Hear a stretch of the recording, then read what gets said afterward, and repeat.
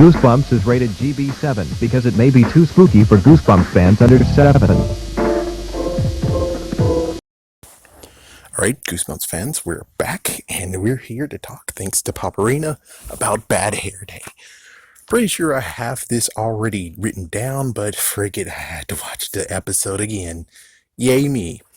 So, if you most likely already know, this book is pretty bad in Goosebumps cases, because no jump scares, and they just dropped everything, and, well...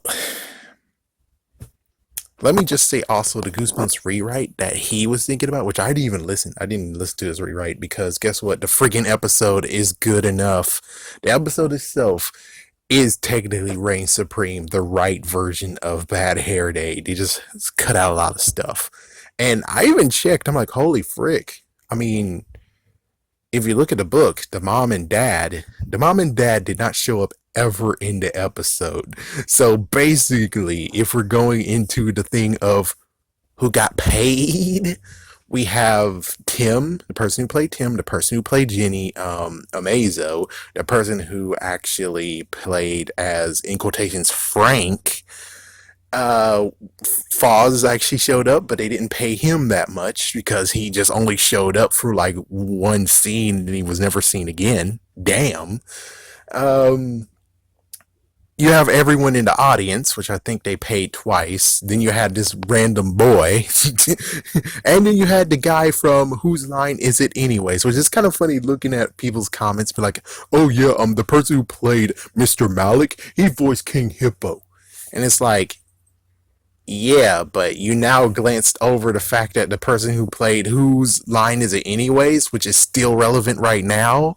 I mean, you can watch on TV right now versus King Hippo, which is like, yeah, I mean, people might know who he is. Versus, dude, that's the guy from Whose Line Is It Anyway? How the fuck did you guys get him? Like, the time before he was actually bought off by ABC and then now CW. But anyways, let's get on with what exactly is going on with the book versus the episode. But more importantly is the fact of how the writers of the episode decided to take this story and turn it into something even better. Even better. So anyways, we got Tim, we got Jenny. In the book version, Jenny apparently knows karate. Yeah, she doesn't know crazy. She knows karate, and she knows the, in quotations, 5 death punch or 5-finger death punch. So basically, the move that you heard about in Kill Bill. Yes. So we get Amazo mentioned, and Amazo is in town in the Midnight Mansion, and apparently there is some history of the Midnight Mansion, but the writer said, frick that, we don't need it. And apparently, we didn't hear this either, but the tickets are $25 each, or there's a $25 cover charge. Yeah, we didn't hear that. So that's like a nice little added fact, I guess. We have Tim's friends Foz, and they go to the magic shop, which in the episode, that's where we start, is at the magic shop. Then we have Malik, who actually plays them both doing a trick of the guillotine in My Missing Hand, and that was a good one. That one wasn't in a book. And then Malik has 2 tickets, and he willingly gives Tim 2 of them. And Foz is smart, which Foz is used as an instrument to basically not have to have the freaking damn parents involved. It's like, yeah, the parents were apparently not even casted in this episode whatsoever. So they decided to have Foz be the smart one, being like, yeah, 10 p.m. It's at 10 p.m. Good luck getting your parents to actually allow you to do that. And what he does, he just leads to sneaking. Meanwhile, in the book, we do have the 2 parents who are casted, but they're only casted for like this one scene if they were going to be casted into the episode. So here's what they would do. He go ask them. They said no. It's 10 p.m. It's a school night. The mom apparently is a high school guidance counselor who's dealing with a kid who said, I'll beat you up, and I'll beat you up, and I'll beat you up. And I'm like, that reminds me of some TV show I saw that was like, yeah, and I'll beat you up too. Oh yeah, I remember now. It was in South Park. It was the freaking slap happy drama parent, trauma dad. I'll slap you all, slappity, slappity, slap, slap, slap, and that's what it's like. It's like, but this kid is like, I'm gonna beat you up. I'm gonna beat this kid up. I'm gonna beat up my teacher. I'm gonna beat up my guidance counselor. No one will take me down. King Kong ain't got nothing on me. And wow, the guidance counselor actually asked to call the police. Yeah, she was like, yeah, I feel like I gotta call the police. Is your name Karen? Oh, snap. Snap. Anyways, apparently the dad is also a car salesman, and he actually allowed someone to have a joyride in the car, which they never brought back. Yeah, so Grand Theft Auto. Definitely. Anyways, we got Tim sneaking out, and Jenny is downstairs, and like, yeah, Jenny's downstairs, and it's like, oh man, you're not going anywhere. I'm gonna tell mom. It's like, well, unless you could let me come with me. And it's like, mom. It's like, you two are in the house all by your damn ass self in reality. So it's like, what, who's gonna come down? It's like, yeah, that's the funny part where it's like, yeah, they have no one anyways casted as a mom and dad. So anyways, what's interesting is that in the book version, they actually had to persuade the bouncer to let them in. And then we get to see Amazo, yay! And then Amazo actually whispered to Tim in the book to disappear, disappear, disappear. And it's like, what the frick? Yeah, it was a little bit weird. But anyways, yeah, Amazo does magic, and apparently from the side, a rabbit's just watching him do the magic trick. In the TV show, he actually said, what? Are we having a bad hair day? It's like, wow, that was, it's like, yeah, that was corny, but it's like, that was kind of nice, though. It's like kind of nice to be funny. Anyways, Tim actually in the book and in the episode got to be chosen to do the disappearing act, and he actually was sent down to an empty place. Meanwhile, in the episode, which makes you question what the fuck is this? Well, number one in the episode, he said this is a brand new trick he's doing, which is like, oh, so this is a brand new trick. And then he said something about there's a kid. It's like a kid showed up out of nowhere. And it's like, what the fuck? Where did this kid come from? It's like, what the hell? Meanwhile, it turns out that, yeah, the person whose line is it anyways, the freaking, I don't know who the fuck he's supposed to be, finally opened the door after so long, which is like, damn, dude, you deserve to be fired. Frick you. So what he does is he goes into the door of the magician where he is, and he heard some rude comments. He got rudely dismissed, and he steals the bag. Meanwhile, in the episode version, he actually got to go inside the room, and yes, he got rudely dismissed, and he stole the bag anyways. So anyways, when it comes to Jenny apparently, well, number one, you felt decently bad for Tim. The fact that he missed half of the rest of the magic act. What the frick? Number two is just the fact of Jenny was all there all alone, and in the book version, I think she actually was outside of the freaking building. While in this one, she actually went looking for him after the show ended, and was like, where did you go? I'll tell him, Mom. It's like, she is even worse than the book version. Good job on that. It's like, yeah, she doesn't need freaking damn karate chop and forcing herself in. She's able to force herself in without even knowing karate. And it's like, my gosh, she keeps on saying, I'm telling Mom. It's like every single time she says that, you should drink, which I think is at least like 3 times. What the frick? Okay. It's like, yeah, I think there's at least 3 times where you're going to be drinking if you actually keep drinking on, she says, I'm telling Mom. Anyway, so in the episode version, she is a little bit of a piece of trash, being like, oh my gosh, what is that? That's a bag? Oh man, I want to look into it. Let's look at it now. It's like, get the fuck home. This is not his. He's taking it, and looking into it now can mean you can get friggin' down caught. So thank goodness they were able to leave. Now, the interesting part has to be the fact of they go home, they hide it in the attic. In the episode version, they have a garage, not an attic. Number 2, in the book version, he actually does try on the coat, and there's a bunch of snakes. And they're all fake, animatronic snakes, and then after that he stopped, goes, and then the next day all three of them checked the box in a book version. So that means Foz deserved to actually stay in the book, in the episode, but he didn't get to have extra cash. They just brought him in for the freaking magic shop, and then that's it. While at least he's a little bit more, responsible. Where Foz actually in the book version, because well, let's continue on, but still. Anyways, there's only two in the garage. They did ball tricks in the book, which is mini balls came out. A dove in a hat, mini doves, and as for episode version, snake mask in the coat, which was a nod to the, you know, um, then they did the disappearing thing. The disappearing thing, which is the let's see, curtain, yeah, the disappearing curtain, which she held it up. Jenny's an idiot. She held it up and then she disappeared, and instead a rabbit shows up, making you think that she turned into a rabbit, which I guess is a nod to that book version, because the book version she ate a carrot because he's pretty damn hungry. But of course, it's a strange ass bag. Why the fuck do you think it's a good idea to eat stuff in the bag? That's as bad as, oh man, I just bought this brand new to me laptop bag. Ooh, there's candy in it. And then I eat the candy. Am I an idiot or what? She's an idiot. It's like, yeah, but she's a kid. It's like, she's still a fucking idiot.